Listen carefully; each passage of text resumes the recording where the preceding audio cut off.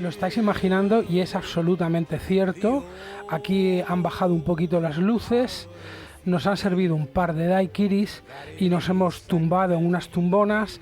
Víctor, que está ahí en el control, en realidad está proyectando unas olas del mar para que nos relajemos, y en estas noches calientes de agosto, pues como no podemos ir a la playa, nos traemos la playa aquí y nos traemos la tropicalidad necesaria para sobrevivir en el verano madrileño. Y me he traído pues una parte de esta tropicalidad que tenía muchas ganas ya de entrevistar hace tiempo, que es un gran artista al que yo admiro mucho y quiero mucho, que es Diego Sabanés, que es un guionista magnífico, un director magnífico, un productor magnífico, un hombre del arte, un hombre del Renacimiento, aquí en la tumbona con Daiquiri. Buenas noches, ¿cómo estamos, Diego? Buenas noches. Después de esta presentación no sé qué decir. Bueno, pues que el Daiquiri tome la palabra. Que el Daiquiri tome la palabra. Ojalá claro. tuviéramos unos Daiquiris aquí, ¿eh? Estamos No, aquí, mentira. claro. Hace Víctor, sí, ojalá, ¿no? Ojalá. ¿Qué Pues, tal? Buenas noches. buenas noches, gracias por venir, porque llevamos al final como eres un hombre difícil de conseguir. O sea, hemos tenido aquí a grandes figuras a grandes figuras de la cultura de la América Latina. pero tú me has resistido, porque siempre te hemos tenido que entrevistar vía telefónica. Cierto, pero no, esto es por complicaciones de agenda. Vamos a decir que suena tan bien. Por complicaciones de agenda. Es lo que tiene el glamour de esta profesión. Es lo que tiene ser pluriempleado, en realidad. También, cierto, hay que decirlo.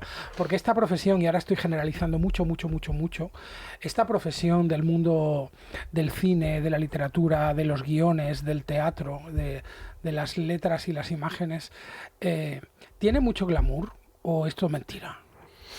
Yo creo que tiene glamour una noche al año y los otros 364 noches tiene arroz hervido ¿sabes? Y croquetas congeladas mientras uno se sienta a tratar de escribir un proyecto y otro, a ver de todos los que están en danza cuál puede llegar a concretarse, ¿no? O sea, que hay que abrir, hay que tener abiertas 18.000 carpetitas, a ver si alguna se convierte en una flor que dé fruto y pueda alimentar a tus 7 hijos pelones. Claro, y todo eso mientras uno, claro, trabaja de otras cosas para pagar las cuentas que llegan mes a mes. Pero me encanta que digas esto. Yo últimamente estoy súper reivindicativo en este aspecto de que esta cosa de vender el éxito, que tan bien nos ha traído esta nueva corriente de las redes sociales, con esta palabra que me parece que es muy gráfica y que está muy bien, que es el postureo. El postureo ha existido siempre, pero ahora de repente con las redes sociales pareciera que fuera algo nuevo. Porque ahora es postureo y posteo, que posteo, son palabras... Posteas el postureo. Claro, palabras cercanas, no casualmente, posteo. Vaya, y postureo. Se nota que eres un hombre de palabras. se nota la profesión ahí. No, es que fuera de broma, a veces la gente que no conoce, digamos, el día a día de, vamos a decir, los trabajadores de la cultura en general, los que desarrollamos proyectos que tardan largos tiempos en concretarse, no se imaginan lo que significa estar entre proyecto y proyecto, ¿no? Y que es un tiempo complicado porque además los proyectos, digamos, cuando uno los desarrolla, luego se venden, luego se producen, luego se concretan, finalmente se cobran, quizás han pasado 4 meses, 8 meses, 1 año y medio. Unos años. Claro, lo mismo no se cobran. Entonces, detalle. Claro, entonces mientras tanto uno tiene que ir haciendo otras cosas, pero de esto casi no se habla porque hay como una idea de esto, ¿no? De sofisticación, de lujo, de fiesta, de vestido de diseño, de alfombra roja, que son los eventos, ¿no? Es como si uno pensara, cuando alguien te muestra las fotos de una boda, que esas personas están vestidas de blanco, todo, sí, claro, sí. Y de smoking y de no sé qué, todos los días, todas las semanas, todos los fines de semana se visten de novia. No, esto fue un acontecimiento, no se equivoque. Claro, pero por algún motivo la gente cree que nuestros acontecimientos son el día a día. Oye, Diego, yo te he presentado como guionista, escritor, director, productor, creador. Bueno, sí, es un poco exagerado, pero bueno. Bueno, no, todas estas cosas son facetas que tú has desarrollado profesionalmente en tu vida, con proyectos además particularmente interesantes a mi juicio, que por eso estás aquí. aparte de que me caigas bien como persona, es que me gustan las cosas que haces. Esto es un magazín cultural. Te he traído aquí por eso, porque me gusta tu trabajo. Pero yo te quiero preguntar a ti, ¿tú qué eres? Amigo, si yo lo supiera, no me No sé lo que metería, soy. Yo no sé me lo que soy. metería en tantos jaleos.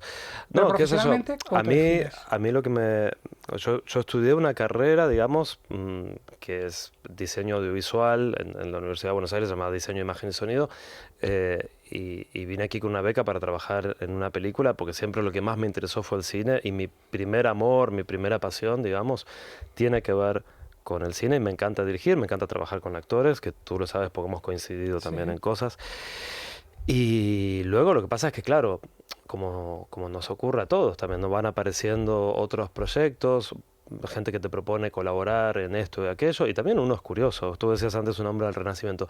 Yo lo que admiro de la idea que tenemos nosotros, porque habría que haber vivido en el verdadero Renacimiento, Ya, ¿no? sí, Porque igual no es yo un creo piropo. que, No es un claro, piropo. por ahí nosotros decimos un hombre del Renacimiento y nos escucha, no te digo Da Vinci, sino los que no pasaron a la historia nos tiran Todos los demás que no eran Da un Vinci. zapato por la cabeza, claro. No, a ver, pero digo, fuera de broma, uno admira de esa época esta idea de curiosidad, ¿no? De motivación, de querer probar muchas cosas. Yo a veces digo, bueno, qué suerte la gente que tiene una única vocación, un único interés y se puede dedicar a eso toda su vida y está contenta. A mí es que hay tantas cosas que me gustan hacer. Yo entro en una heladería y quiero probar el chocolate, quiero probar la fresa, quiero probar, no sé, el La pistacho y quiero curiosidad. probar... Claro, entonces me pasa un poco eso, Es que un ser digamos. creativo que no tuviera curiosidad, me parece que su creatividad sería muy limitadita, ¿no? Sí, y además, ¿no te pasa a veces que uno dice, bueno, yo voy a escribir un guión para cine, pero por ejemplo, yo no sé si encuentro inspiración viendo películas. Un poco sí, por supuesto, aprendo viendo películas, pero por ahí si quiero, si un día estoy medio atascado en algún proyecto, qué sé yo, voy a ver exposiciones de pintura, no pinto. Ujú. O voy a ver danza contemporánea Claro. y no bailo, claro, por las dudas. Entre Bueno, mis muchas virtudes no nunca se está la de sabe. la danza. Bueno, pero sí me inspira un montón.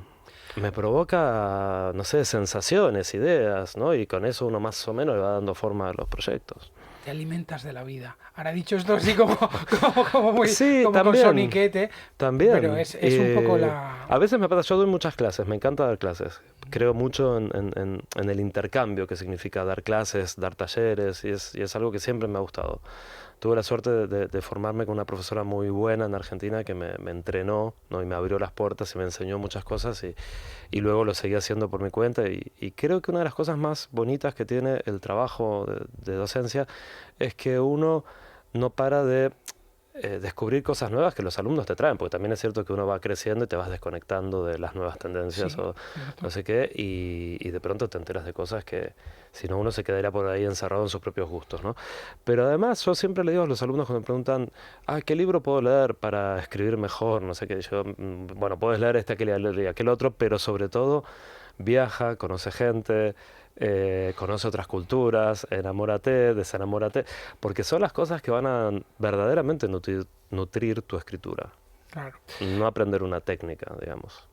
Eh, ah, por ir haciendo un pequeño recorrido por estas diferentes facetas que tú tienes, yo ahora estoy pensando y no recuerdo exactamente dónde te conocí, pero sí recuerdo el primer trabajo que vi tuyo, que fue tu largometraje Mentiras Piadosas.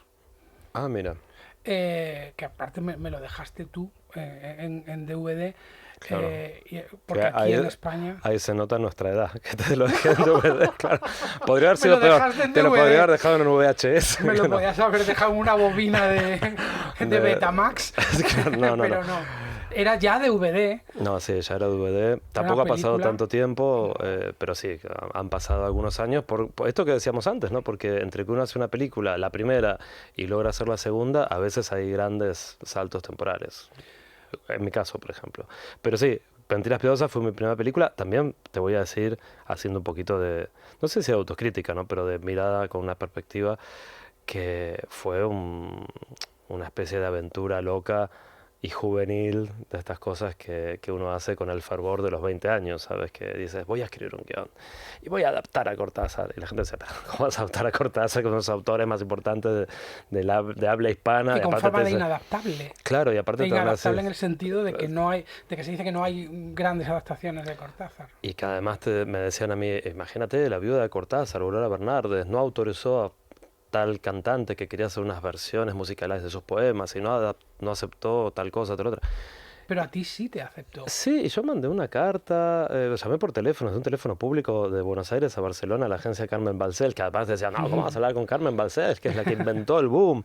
Bueno, nada, a mí me atendieron por teléfono, me dijeron, bueno, escriba el guión, se lo mandamos a Aurora Bernardes, yo lo escribí, se lo mandé por correo, o sea, tipo, todo así como me decían. Claro, como se hacían las cosas Como se antes. hacían las cosas antes, y 5 meses después recibí una carta donde Aurora había autorizado la versión. Yo tenía 20, no me acuerdo ahora, pero 22, 23 años. Y, O sea, un insensato. bueno, gracias a que fuiste un insensato, vio la luz esta película.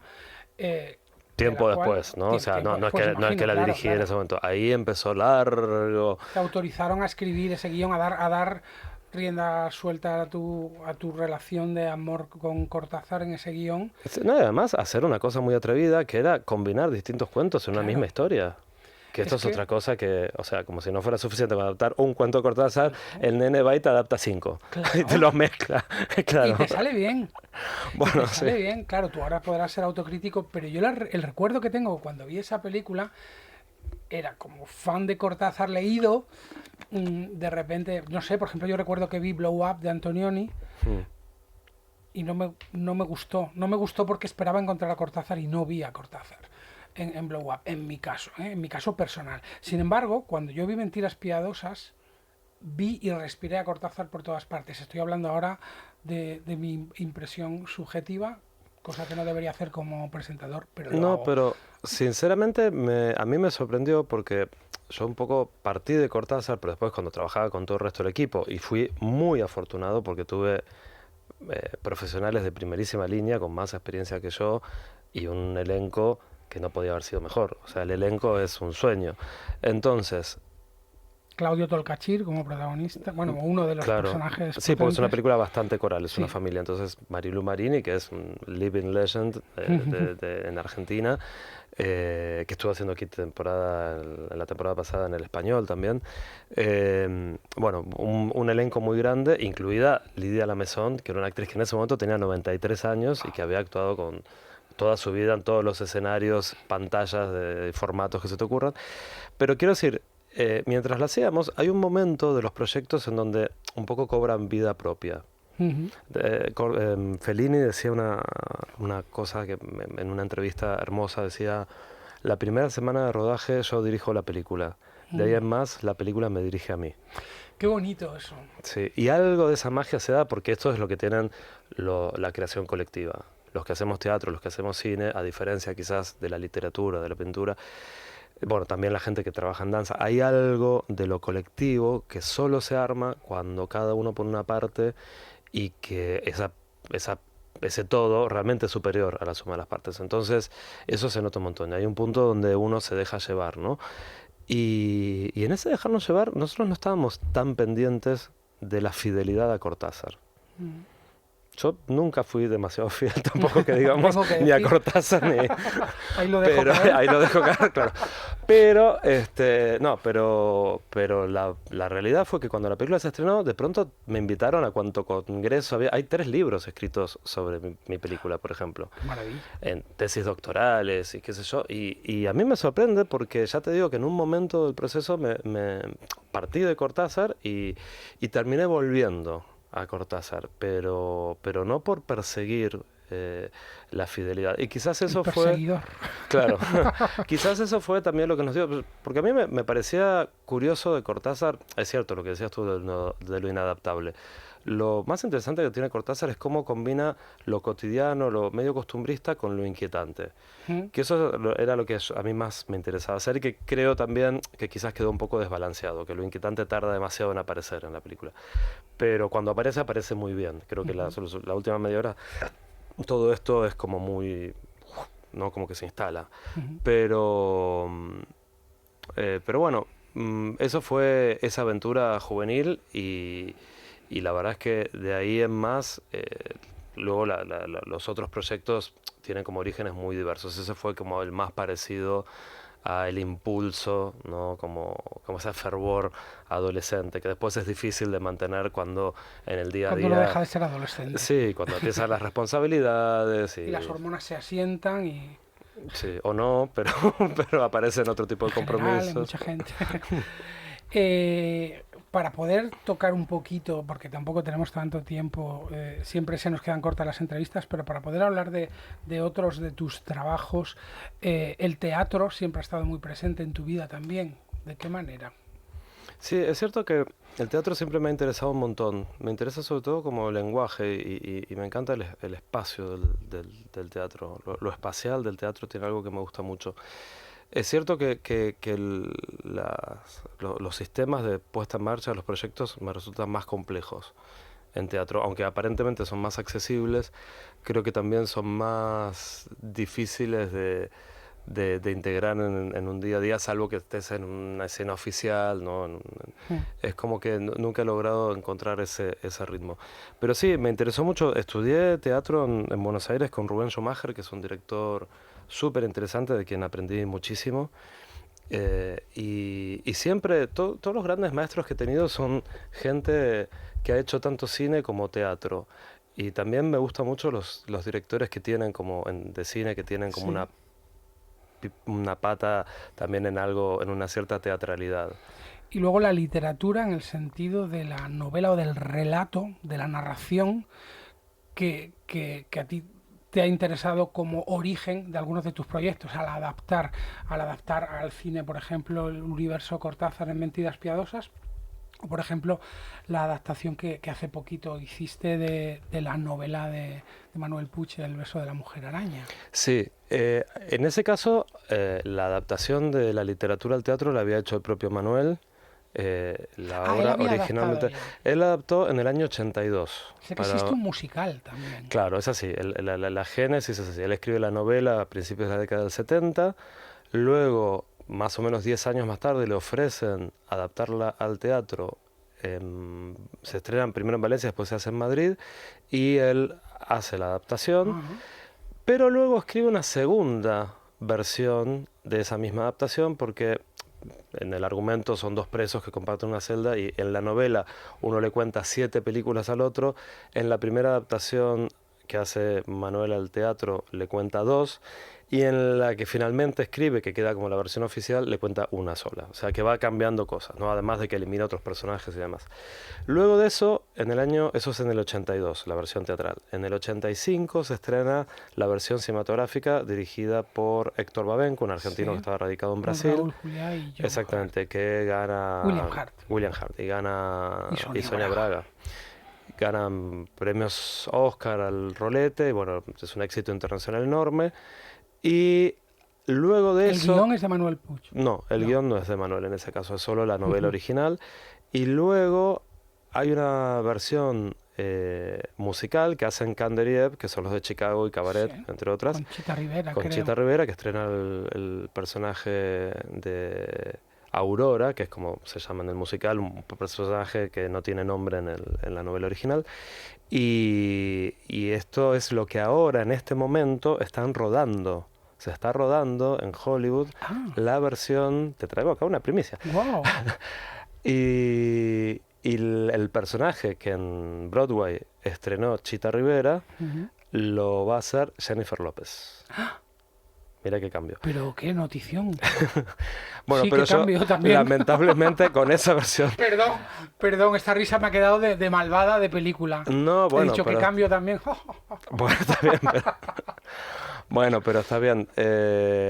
No, lo que te iba a decir es que no sé quiénes son los actores que hacen de Molina y Valentín, pero la adaptación y la dirección es de Bill Condon, Maravilloso que director. es un director muy interesante. Mucho.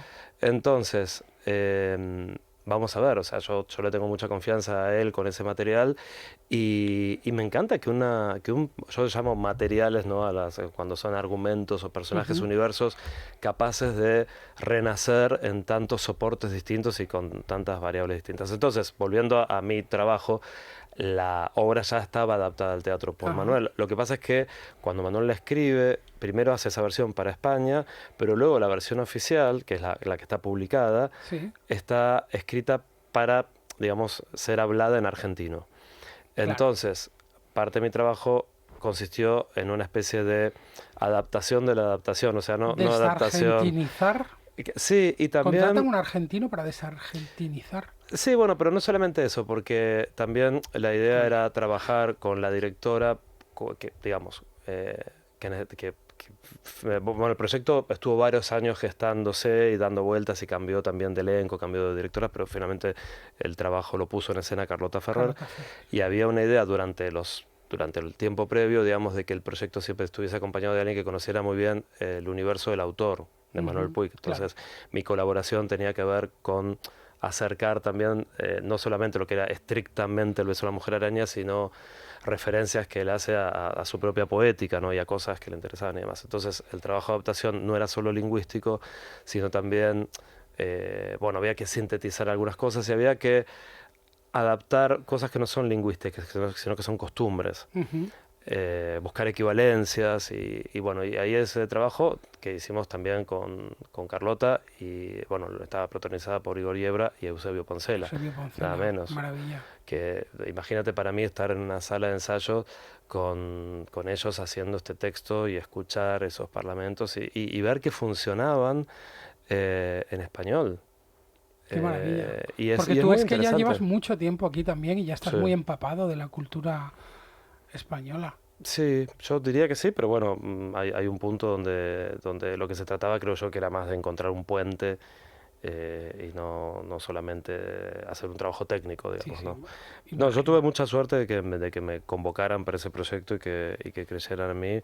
Y ya te digo que en general las adaptaciones eh, de la literatura al cine o al teatro me parecen viajes súper interesantes para hacer. Me gustaría que hablásemos un poquito de la Academia de Cine, porque tienes una relación Ah, por con la la Academia de Cine residencia. por las residencias. Cuéntanos, ¿qué son las Sí, residencias de la Academia de Cine y sí, hay qué mucha relación gente tienes que, tú? que no lo conoce. En este momento, el programa de desarrollo de proyectos, conocido como la residencia de la Ujú. Academia de Cine, es uno de los más importantes que tiene Europa, no solamente el más Fíjate. importante que tiene España. En distintos países existen programas que, digamos, le dan un sitio donde trabajar a autores y Ujú. autoras de cine que están desarrollando proyectos. Por ejemplo, el más famoso es el de Cannes. El Festival de Cannes tiene una residencia en París Mm. que dura 6 meses, si no recuerdo mal, y que es para 5 personas, o son 5 meses para 6 personas, algo así. Ajá. Pero esto es un año casi, son 9 meses para 20 personas. Wow. Entonces, y además te ponen especialistas de diferentes áreas, o sea, se hace un proceso de selección donde se presentan entre 900 y 1000 proyectos candidatos y 1000 proyectos, ¿eh? sí, hay un comité que elige los 20 y esos 20 proyectos, esos 20 autores y autoras, durante 9 meses conviven, digamos, por un lado escribiendo o investigando, pero además haciendo un trabajo, digamos, de formación y de discusión, o sea, como si fuera de retiro para reflexionar sobre tus proyectos con los especialistas que necesites de acuerdo a las particularidades de ese proyecto. Entonces hay gente que está con documentales, gente que está con ficción, series también. Yo, de hecho, lo que estuve desarrollando fue una serie. Y la verdad que es fantástico porque durante 9 meses uno se siente muy arropado por Qué colegas, importante, ¿no? entre pares, gente que te entiende. Hablamos unas cosas fantásticas entre nosotros, en particular en nuestro grupo, digamos, esto se hace anualmente. Yo formé parte de la cuarta generación, digamos, la cuarta edición, Y hemos quedado en contacto, cenamos más o menos una vez al mes, no nos juntamos los 20, pero nos juntamos unos 8 o 9 que vamos rotando. Nos pasamos guiones, nos pasamos datos, nos pasamos libros, vamos a ver uno de las cosas que hacen los otros.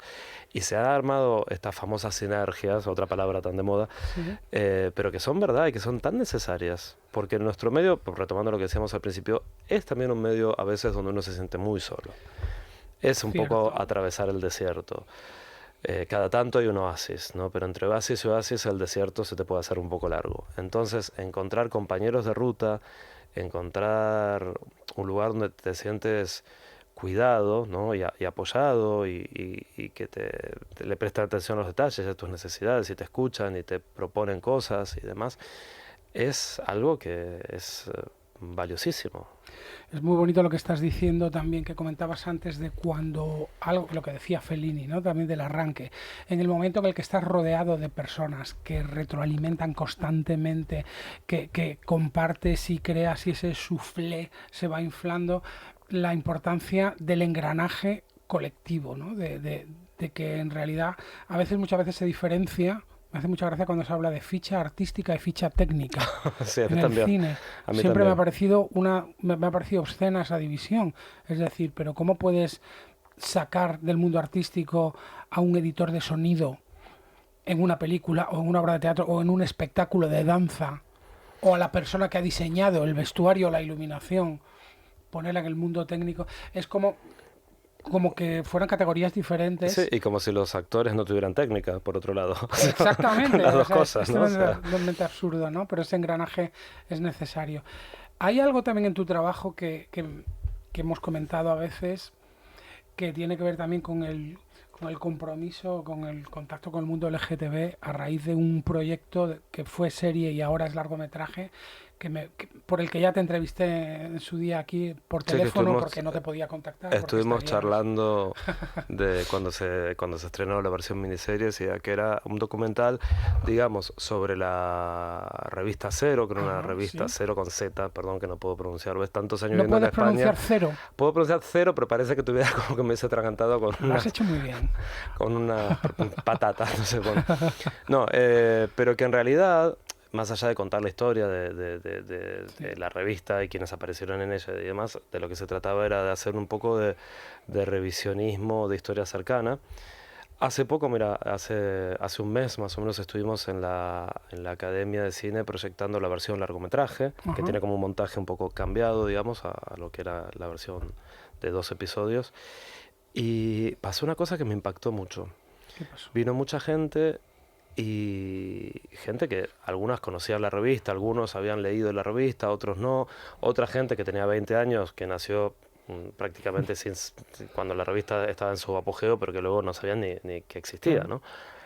Y toda la gente no solamente se sorprendía con la historia o con los ciertos secretos, digamos, que se van revelando en el documental, no historias desconocidas que se van revelando, sino que la gente a la salida se quedó hablando con nosotros, como si te dijera, hasta las 12 de la noche, que cerraron el bar de enfrente de la academia. Sinergias de nuevo. Sí, y lo que me llegaba más es que la gente decía, se sentía muy conmovida y todo el mundo te decía, se quedaba pensando en dónde estaba en ese momento, porque el documental en un pasaje habla de la transformación del barrio de Chueca. Se Sí. hace como una analogía entre lo que era la aparición de la revista y la transformación del barrio de Chueca y demás.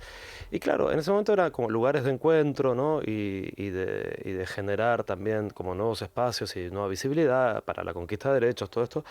Pero de pronto la gente dice, ¿y dónde estaba yo en ese momento? ¿Y cómo puede ser que yo no me enteré de esto? ¿Y cómo puede ser que...? Y de golpe la gente dice, yo me acuerdo mi vecino que una vez le pasó tal cosa, yo me acuerdo que a mi primo... Porque hay algunas historias de gente desconocida, no solamente Sí. los famosos, Sí, sí. y todo el mundo conecta con algo muy personal, aún sin tener una relación directa ni con el tema ni con la revista. Pero produce un efecto, está produciendo, digamos, el documental un efecto como de autoevaluación, no sé, de reconexión, que yo no lo esperaba y que me parece muy Es muy bonito también. emotivo y es una reflexión de lo joven que es nuestra democracia en También. España. Por lo menos esa sensación tuve yo cuando vi la serie. Llevamos media hora hablando. ¿Ya? No puede ser. Media hora y el daiquiri se nos está quedando caliente, vamos a tener que salir a las calles a tomar otro daiquiri.